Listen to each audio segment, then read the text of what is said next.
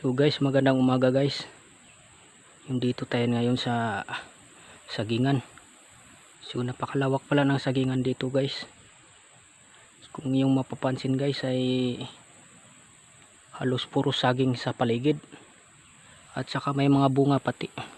So ito pala guys ay pag hina-harvest nila ay binibenta po. Dinadala po ng bayan. Ang kilo doon ay 7 pesos per kilo.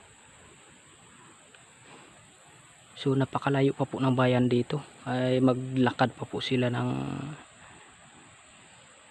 almost mga 3 oras bago sila makarating ng bayan. So napakaganda po ng paligid. Kung yung napapansin po ay marami ring puno sa paligid. Sa ibaba naman po nito ay niyugan.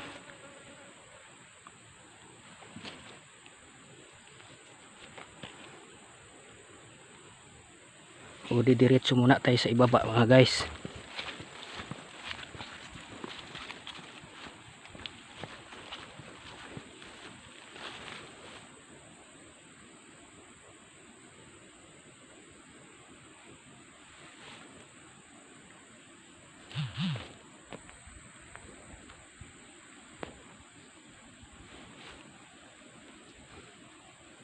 Yan po, hanggang ibaba, galing sa ibabaw ay puro po saging ang tanim.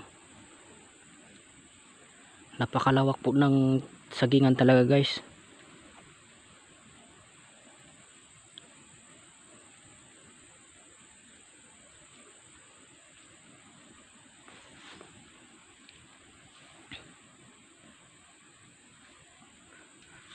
Baka nasa mga 2 hektarya itong sagingan dito. So may mga taniman niyog pero maliliit pa po.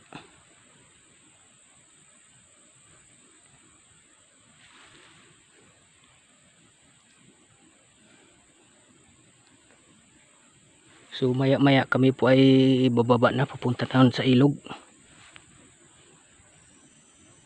Hanggang dito na lang po muna ang video natin ngayong araw.